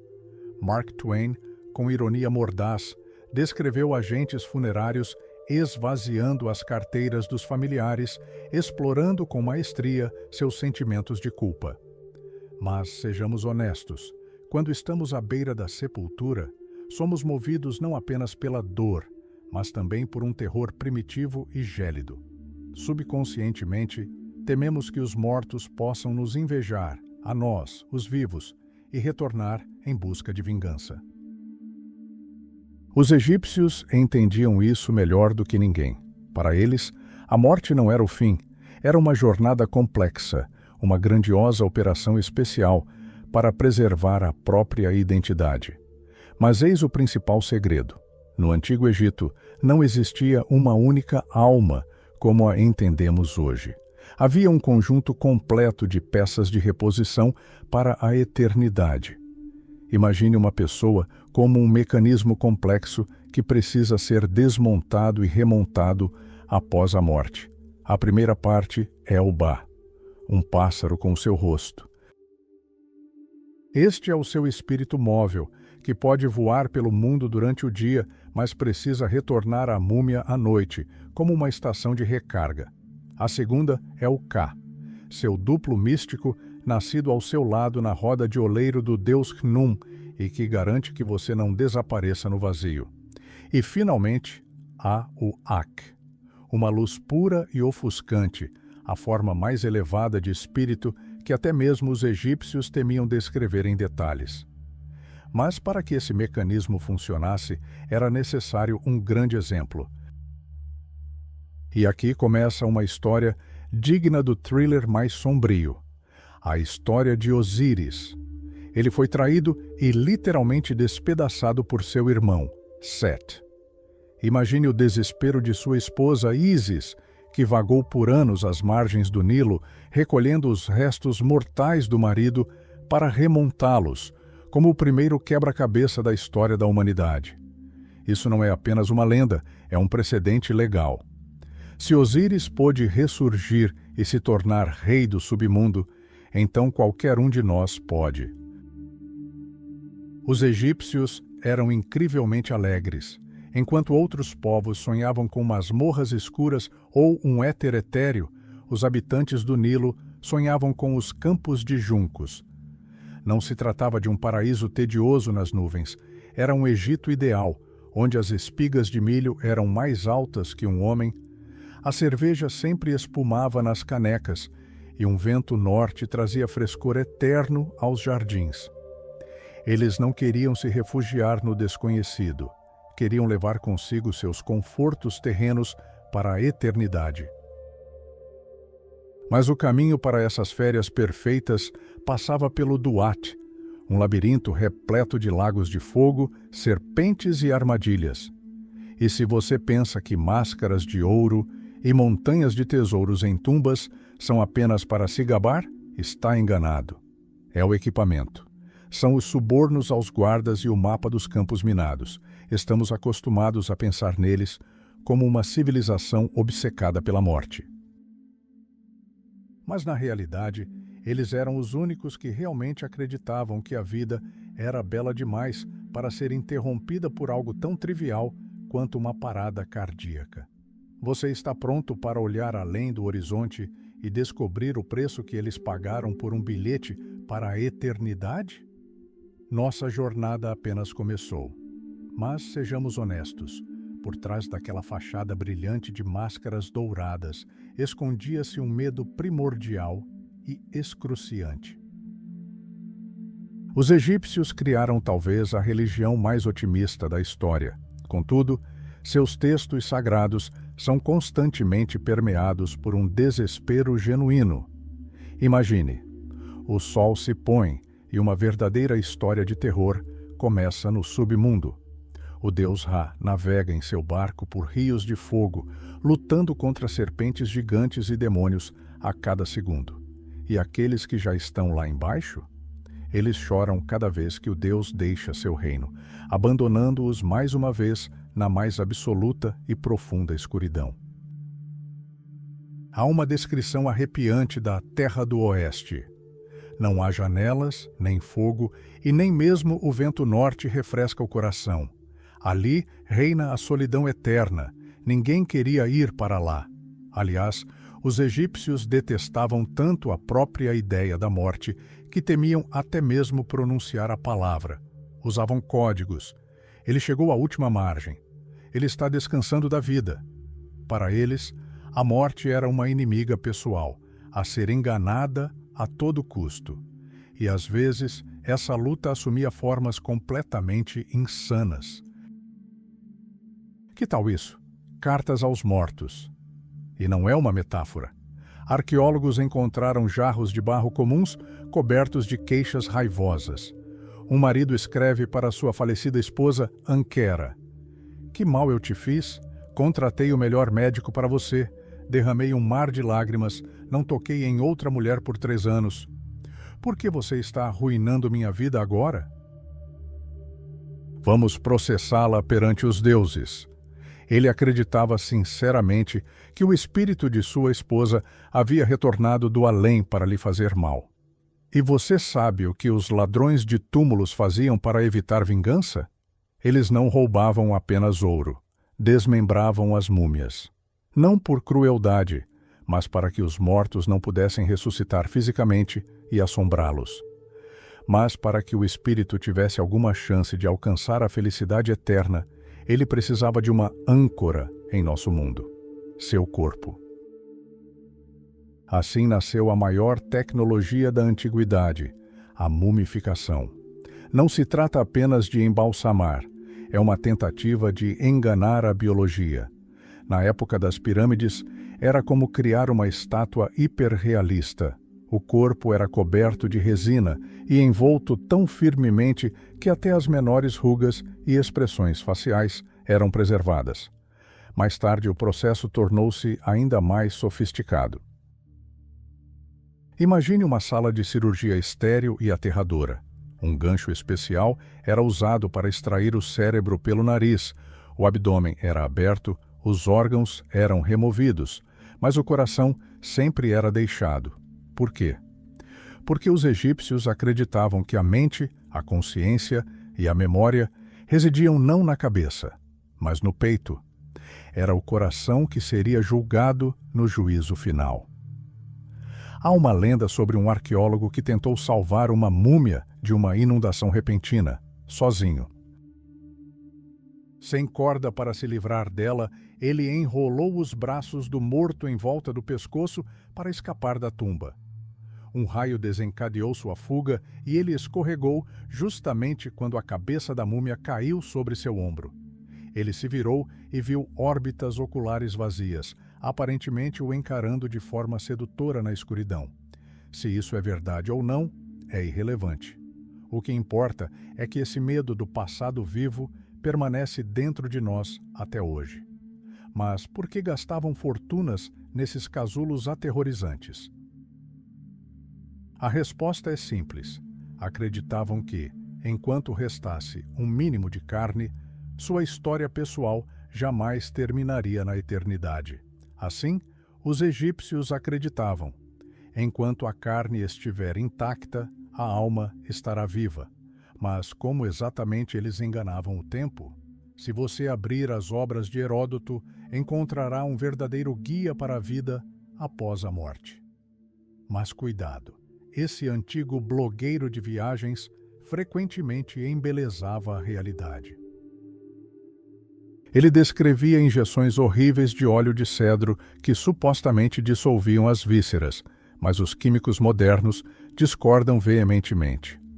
O óleo de zimbro, que era de fato usado, é incapaz de fazer tal coisa. O verdadeiro segredo da eternidade residia em outro lugar, no natrão. Trata-se de um sal natural especial que extrai toda a umidade do corpo. Durante muito tempo, acreditou-se que os falecidos eram literalmente imersos em banhos de sal, como pepinos. Mas pense bem, por que adicionar água se o objetivo principal é a secura? Para resolver esse debate, os cientistas recorreram a um experimento aterrador. O químico Edward Lucas mumificou galinhas e pombos, e um senhor Sanderson, de Glasgow, foi ainda mais longe e usou, imagine só, o polegar de uma pessoa falecida. O resultado? Somente o sal seco produz o mesmo efeito de preservação egípcia que vemos em museus 3.000 anos depois. Mas até mesmo as melhores múmias acabavam se degenerando em aparatos patéticos. Sua pele enrugava, seus rostos ficavam flácidos. E foi aí que entraram os cirurgiões plásticos da 21ª dinastia. Quando os sacerdotes abriam tumbas antigas para salvá-las de ladrões, ficavam horrorizados com a aparência dos faraós. Então, decidiram, vamos melhorá-los. Essa foi a era da customização funerária extrema. Os corpos eram preenchidos com areia, serragem e cinzas através de incisões na pele para restaurar seu volume natural. Os falecidos recebiam lábios vermelhos, sobrancelhas pintadas, perucas luxuosas e olhos de pedra artificiais. Eles não eram mais apenas restos mortais, eram bonecos assustadores e hiperrealistas, prontos para a eternidade. Uma única múmia exigia uma quantidade incrível de tecido, até 800 metros quadrados. Tudo era aproveitado, desde materiais de templos até lençóis velhos da família com marcas de lavagem. Imagine a escala. O corpo era transformado em um casulo rígido, envolto em resina em chamas. Mas nem mesmo essa proteção foi suficiente para protegê-lo do inimigo mais terrível, a ganância humana. Havia ladrões por toda parte e às vezes os próprios embalsamadores eram os culpados. O arqueólogo Winlock descobriu a múmia de uma mulher que fora roubada antes mesmo da resina secar. O ladrão havia perfurado o peito da falecida para remover os amuletos, deixando impressões digitais na resina endurecida. Mas o mistério mais sombrio aguardava os pesquisadores em 1862. Em uma caverna secreta entre os grandes reis, foi descoberta uma múmia que o famoso Gaston Maspero inicialmente ignorou. E o que jazia sob suas bandagens ainda causa arrepios. Imagine um simples caixão branco, sem nome, sem título, sem inscrição. Para o Antigo Egito, isso não era apenas modéstia, mas uma tentativa de apagar uma pessoa da eternidade. Mas o mais estranho estava dentro. A múmia fora feita com a pele de um carneiro branco. Para os egípcios, isso era considerado impuro, quase uma profanação. Quando Gaston Maspero começou a examinar o corpo, a umidade oscilante começou a se deteriorar rapidamente, como se a própria história estivesse se desfazendo em pó. A pele de carneiro escondia bandagens comuns, mas o que os cientistas viram ao removê-las os deixou paralisados de horror. Diante deles estava um jovem, com o rosto congelado em um grito desumano. Seus músculos faciais estavam tão contorcidos que Maspero e seu médico chegaram a uma conclusão horrível. O rapaz havia sido envenenado e o veneno causara convulsões terríveis. Ou seria ainda pior? Maspero suspeitava que tivessem começado a enfaixá-lo enquanto ele ainda estava vivo, enquanto seu corpo ainda respirava. Quem era ele? Alguns queriam acreditar que era o rei herege Akhenaton, mas os fatos dizem o contrário. Era um jovem de cerca de 27 anos, enterrado às pressas. Suas entranhas sequer foram removidas. Seu corpo foi simplesmente coberto de sal. Muito provavelmente, era um príncipe que cometera um crime terrível, talvez uma conspiração contra o faraó. Foi despojado de seu nome e recebeu um enterro digno, mas foi deixado no túmulo real. Um mistério que nem mesmo Sherlock Holmes conseguiria desvendar. Mas por que os egípcios eram tão obcecados em preservar o corpo? Eles acreditavam, sem corpo, sem eternidade. Essa obsessão transformou o Egito em um gigantesco canteiro de obras. Tudo começou com simples fossos na areia, onde o próprio vento seco transformava os mortos em múmias. Mas, com o tempo, o apetite cresceu. Surgiram as mastabas, bancos de pedra sobre os túmulos. E então, o gênio Imhotep decidiu empilhar uma mastaba sobre a outra, e assim nasceu a primeira pirâmide de degraus. Você já se perguntou por que uma pirâmide foi construída? Existe uma teoria fascinante. Ela seria uma representação em pedra dos raios solares filtrando-se pelas nuvens. O faraó estaria literalmente construindo uma escada para alcançar o deus Ra. Mas esses projetos titânicos tinham uma falha fatal. Serviam como uma gigantesca placa de ouro aqui para ladrões. Por fim, os faraós recorreram à astúcia. Separaram o local de sepultamento do local de culto. Túmulos foram escavados profundamente nas paredes rochosas do Vale dos Reis, ocultando cuidadosamente suas entradas, e opulentos templos funerários foram construídos bem longe para confundir os ladrões. Mas nem isso era garantia de segurança. Quase todos os túmulos, incluindo o famoso túmulo de Tutancâmon, foram abertos na antiguidade. Muitas vezes, isso foi feito pelos mesmos trabalhadores que os construíram. Ali, na escuridão das rochas, foram criados labirintos inteiros. As paredes eram pintadas com cenas do Livro dos Mortos, e uma falsa porta era deixada para a alma, um portal através do qual o espírito podia entrar no mundo dos vivos. Estátuas eram colocadas em câmaras especiais que olhavam para o mundo através de pequenas aberturas. Tudo isso era uma complexa máquina de ressurreição, e quanto mais complexos se tornavam os túmulos, mais sofisticados os sarcófagos. De simples caixas a bonecas matrioscas incrustadas em ouro e pedra. Mas discutiremos esses estojos para a eternidade separadamente. Então, optamos por esses caixões da eternidade. Imagine acordar na escuridão total, mas seu caixão tem olhos, literalmente. Na antiga Heracleópolis, um par de olhos era pintado nas paredes dos sarcófagos, bem na altura do rosto do falecido, para que pudessem espionar o mundo dos vivos. E para entretê-los, as paredes internas eram cobertas com 6 volumes de textos mágicos. Era uma espécie de código secreto para navegar com sucesso pela vida após a morte. Com o tempo, os egípcios perceberam que um simples caixão não era suficiente. Caixões com formato de corpos humanos começaram a aparecer, as mesmas múmias que vemos nos filmes. Os primeiros eram chamados de rishi, que significa emplumado.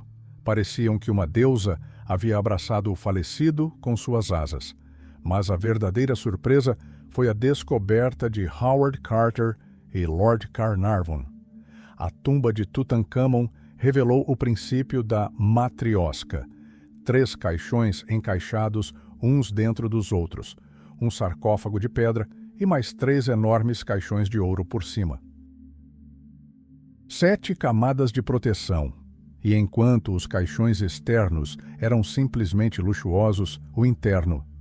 Imagine uma tonelada de ouro puro, mais de 1000 quilos de metal precioso. E isso para Tutancâmon, que, na verdade, era um governante de posição inferior. É assustador imaginar o que estava escondido nos túmulos de grandes faraós, como Amenófis, o Magnífico, que foram saqueados por ladrões na antiguidade. Mas o caixão era apenas metade da batalha. Para que a máquina da ressurreição funcionasse, a alma tinha que ser literalmente extraída do corpo sem vida. No dia do funeral, o verdadeiro espetáculo começava. O cortejo fúnebre era liderado por enlutados, e se a família não estivesse particularmente de luto, contratava profissionais que choravam de forma tão artística que Hollywood invejaria. Entre os dançarinos e sacerdotes pairava uma figura estranha, o Tequenu. Era um homem envolto em peles de animais e encolhido em posição fetal. O que era aquilo? Um símbolo de renascimento ou uma lembrança macabra de antigos sacrifícios humanos? Os estudiosos ainda debatem o assunto. O ponto culminante era atingido na entrada da tumba. Um sacerdote vestido com pele de leopardo realizava o ritual da abertura da boca. Ele tocava a boca da múmia com instrumentos especiais para que ela pudesse falar novamente e, o mais importante, comer. Afinal, os egípcios eram pragmáticos. Entendiam que, na vida após a morte, as pessoas desejariam um lanche. Aos faraós ficavam os melhores vinhos e presuntos, e aos pobres, alguns pães achatados. Mas o que aconteceria se os suprimentos acabassem e as crianças se esquecessem de trazer comida fresca? Os egípcios bolaram um truque brilhante. Eles esculpiam cardápios mágicos nas paredes. Acreditava-se que, se um transeunte desavisado simplesmente lesse a lista de ingredientes em voz alta, o falecido os receberia imediatamente no mundo espiritual, uma espécie de pedido vocal para a comida desde os tempos antigos. Para evitar o trabalho nos campos do paraíso, os shabtis, pequenas estatuetas representando servos, eram colocadas no túmulo. Assim que os deuses chamassem o falecido para o trabalho, a estatueta deveria gritar: "Estou aqui", e arar no lugar de seu mestre. Das máscaras douradas aos brotos dos canteiros de Osíris, com grãos vivos, cada detalhe deste túmulo proclamava que a morte não existia. Havia apenas preparação, ouro e uma sede infinita de vida. Mas o ouro e os brotos de trigo são apenas o começo. Imagine, algumas joias egípcias eram tão frágeis que era impossível usá-las em vida. Era uma moda exclusiva para os mortos: colares, anéis e pulseiras que se desfaziam com um único sopro. Mas essa fragilidade escondia uma poderosa proteção. Por exemplo, um colar com a imagem de um abutre não era apenas uma joia, mas um colete à prova de balas, pessoal para a deusa Mut. E agora, o principal truque dos antigos egípcios: o escaravelho. Se você comprar um amuleto desses hoje em uma loja perto das pirâmides, saiba disto: 99% das vezes é uma falsificação barata. Um escaravelho mágico genuíno deve ser feito de pedra verde escura e ter aproximadamente o tamanho da palma da sua mão. Por quê? Para salvar sua vida na vida após a morte. Um feitiço do livro dos mortos era gravado em sua barriga, literalmente silenciando seu coração antes do julgamento dos deuses. Mas você ainda precisa chegar ao tribunal. Imagine a vida após a morte como uma missão perigosa. Você precisa atravessar um rio a nado, mas o barqueiro não é exatamente um cara legal. Você terá que suborná-lo ou bajulá-lo.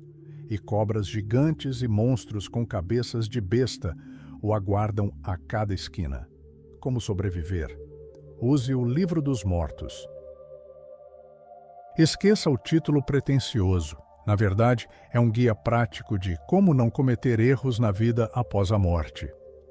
Há capítulos para cada ocasião: como evitar ser decapitado, como evitar morrer uma segunda vez e, meu favorito, como evitar comer besteira em vez de comida.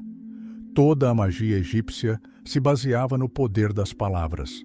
Conhecer o nome de um demônio significava obter poder sobre ele. O falecido literalmente gritava na cara dos deuses: "Eu os conheço. Eu sei seus nomes", e eles eram obrigados a deixá-lo passar. Era um mundo onde até mesmo os ladrões de túmulos temiam não os fantasmas, mas sim as consequências legais. As inscrições nos túmulos não eram as maldições das múmias dos filmes de Hollywood, mas um aviso oficial: se você danificar um único tijolo, eu o levarei aos tribunais celestiais. E é aqui que começa a ironia da história. Enquanto os faraós gastavam fortunas com o embalsamento, seus corpos muitas vezes se desfaziam em pó dentro de seus sarcófagos dourados. Enquanto isso, Os pobres, simplesmente enterrados na areia quente do deserto, eram perfeitamente preservados. A natureza provou ser uma embalsamadora melhor do que os sacerdotes, mas o chefe final aguardava a todos no Salão das Duas Verdades. Era um verdadeiro julgamento. 42 juízes divinos, o estenógrafo divino Thoth e uma balança enorme. A pena da deusa da verdade era colocada em uma balança e seu coração na outra. Se você pecasse, seu coração se tornaria pesado. E então ele emergia das sombras, o monstro Amat, um híbrido de crocodilo, leão e hipopótamo. Ele simplesmente devorava sua alma e você desaparecia para sempre. Essa era a segunda morte. Você acha que os egípcios se arrependeram de seus pecados com horror? De jeito nenhum. Eles simplesmente compraram aquele amuleto de escaravelho que dominava seus corações. Não ouse testemunhar contra mim. Os antigos egípcios acreditavam na justiça, mas, por precaução, sempre carregavam um bilhete mágico no bolso para enganar até mesmo os deuses. Mas não se deixem enganar pelas imagens planas. Por trás delas, espreitava um horror selvagem do nada. Os egípcios literalmente hackearam o sistema, transformando seus rituais em um ousado plano de fuga dos monstros, ávidos por devorar suas almas eternas.